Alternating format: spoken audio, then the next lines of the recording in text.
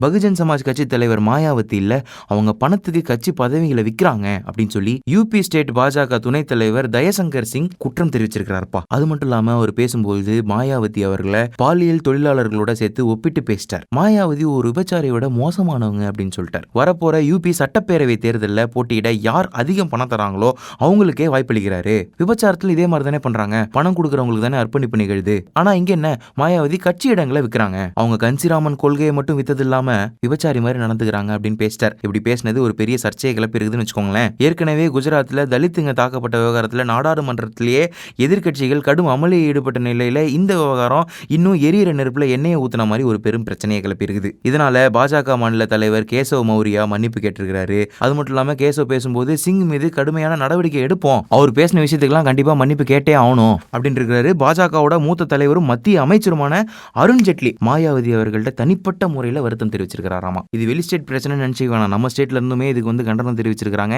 திரு கருணாநிதி அவர்கள் பேசியிருக்கிறாரு. சென்ட்ரல்ல பிஜேபி ஆட்சிக்கு வந்ததுக்கு அப்புறமா பிஜேபியோட சிலரும் ஆர்எஸ்எஸ் காரங்க சிலரும் அதுக்கப்புறம் அவங்களுக்கு பிரச்சாரம் பண்ற சிலரும் என்ன பண்றாங்கன்னா, விளைவுகளை பத்தி கொஞ்சம் கூட யோசிக்காம எதை நினைச்சாலும் பேசலாம், என்ன வேணாலும் பண்ணலாம் அப்படின்னு சொல்லிட்டு எல்லையே இல்லாம செயல்பட்டு இருக்காங்க. இது நாட்டில் பேதத்தையும் வேறுபாட்டையும் பிளவையும் உண்டாக்கும் அப்படின்னு சொல்லியிருக்கிறார். எடுத்துக்காட்டா இந்த விஷயத்தை அவர் குறிப்பிட்டிருக்கிறார். மாயாவதியோட பெண்மையை பத்தியும் அவங்களோட கேரக்டர் பத்தி இப்படி பேசியிருக்கிறது ரொம்ப கொடுமை அப்படின்னு சொல்லியிருக்கிறாருப்பா. இதே விஷயத்தை பற்றி திருமாவளவன் ஒன்று சொல்லியிருக்கிறார். குஜராத்தில் செத்த மாட்டோனோட தோலை எடுத்துட்டாங்க அப்படின்னு சொல்லிட்டு பசு பாதுகாப்பு அமைப்பை சேர்ந்தவங்க அப்படின்னு சொல்லிக்கிட்டு இந்து மத வெறியர்கள் என்ன பண்ணியிருக்கிறாங்க, 4 தலித்துங்களை உணா அப்படின்ற இடத்துல பொதுமக்கள் முன்னிலையில் பயங்கரமாக தாக்கியிருக்கிறாங்க. அதனால் குஜராத் மாநிலம் முழுவதுமே தலித் மக்கள் அப்படியே கிளர்ந்து எழுந்து போராடிட்டு வராங்க. தலித்துங்க பலர் விஷம் இருந்து தற்கொலை செஞ்சுக்க முயற்சி செய்கிறாங்க.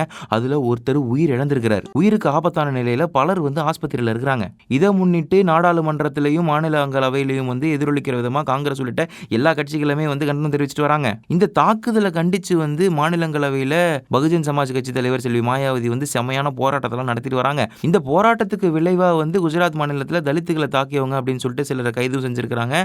அப்புறம் தாக்கப்பட்டவங்களுக்கு இழப்பீட்டு தொகையா உள்ள தரோம் அப்படின்னு சொல்லிட்டு பாஜக அரசு பல நாடகங்களையும் கண் துடைப்புகளையும் ஏற்படுத்திட்டு வருது. இந்த போராட்டத்துக்கு விடுதலை சிறுத்தைகள் ஆதரவு தெரிவிச்சிட்டு வருது. இந்த மாதிரி பசு பாதுகாப்பு அப்படின்ற பேர்ல செயல்பட்டு வர மத வெறி அமைப்புகள் எல்லாத்தையுமே தடை செய்யணும், அவங்கள பயங்கரவாத அமைப்பாக அறிவிக்கணும் அப்படின்னு சொல்லிட்டு மத்திய அரசை வலியுறுத்தி கேட்டுட்டு இருக்கிறோம். இதே குஜராத் தாக்குதலை கண்டிச்சு செல்வி மாயாவதி அவங்க உத்தரப்பிரதேச மாநிலத்தில் பயங்கரமான ஒரு போராட்டத்தை எதிர்கொண்டுட்டு வராங்க. இப்படி இருக்கும்பொழுது யூபியோட பாஜக துணைத் தலைவர் இப்படி நாக்கூசும் வகையில் இப்படி பேசியிருக்கிறாரு மாயாவதி அவர்களை பற்றி. இவரை வன்கொடுமை தடுப்பு சட்டத்தின் கீழே அரெஸ்ட் பண்ணணும் அப்படின்னு கேட்டுக்கிறோன்னு சொல்லியிருக்கிறாரு. குஜராத்தில் மட்டும் கிடையாது, இந்தியா முழுக்கவே தலித் மக்கள் மீதான சாதி மதவெறி தாக்குதல்கள் எக்கச்சக்கமாக ஆயிட்டு இருக்குது அப்படின்னு சொல்லியிருக்கிறாரு. மத்தியில் பாஜக அரசு பொறுப்பேற்றதுக்கு அப்புறமா சாதி வெறி மதவெறி எல்லாமே ஜாஸ்தியாக இருக்குது அப்படின்னு சொல்லியிருக்கிறாரு. இது மட்டும் இல்லாமல் குஜராத் மாநிலத்தில் தலித்துகள் மீதான நடத்தப்பட்ட தாக்குதலை கண்டித்தும் செல்வி மாயாவதி இப்படி பேசிட்டீங்களேப்பா அப்படின்றத கண்டித்தும் திரு தொல் திருமாவளவன் அவர்கள் தலைமையில் 25/7/2016 திங்கட்கிழமை காலையில் சென்னையில் மாபெரும் மக்கள் திரள் ஆர்ப்பாட்டம் நடைபெற போகுது அப்படின்றதையும் தெரிவிச்சுக்கிறேன் அப்படின்னு சொல்லியிருக்கிறார். இதுல ஜனநாயக சக்திகள் எல்லாருமே பெருமளவுல பங்கேற்று ஆதரவு தெரிவிக்கணும் அப்படின்னு கேட்டிருக்கிறார். இது கூடவே சேர்ந்து குரல் கொடுத்திருக்கிறாங்க தமிழகத்தின் சிஎம் செல்வி ஜெயலலிதா அவர்கள். பெண்கள் அரசியல் இருக்கும்போதும் பதவியில் இருக்கும்போது இந்த மாதிரி விஷயங்கள்லாம் நிறைய நடக்குது, எனக்கே நடந்திருக்குது. நான் மாயாவதி அவர்களின் பக்கம் தான், இந்த மாதிரி பேசுறவங்களெல்லாம் சும்மா ஓடக்கூடாது அப்படின்னு சொல்லியிருக்காங்க. இதை பேசினவரை கட்சியை விட்டு தூக்கணும் அப்படின்னு சொல்லியிருக்காங்க. பாப்போம் இது எங்க போய் நிக்குதுன்னு சொல்லிட்டு. இப்போதைக்கு இவ்வளவு தான். இன்னொரு வீடியோல மீட் பண்ணுவோம். டாடா. நியூஸ் கிளிட்ஸ் பேஜை கிளிக் அப்படின்னு சொல்லிட்டு சப்ஸ்கிரைப் பண்ணி விடுங்க. முதல்ல இந்த இஷ்யூவில் சுவாதி மேட்டரில் முஸ்லீம் ஆங்கிள் கொண்டு வந்திருக்கிறது திருமாவளவன் தானே. இப்போ திருமாவளவன் என்ன சொல்லியிருக்காரு, சுவாதி ரம்ஜான் நோன்பு இருந்தார், உனக்கு எப்படி தெரியும்?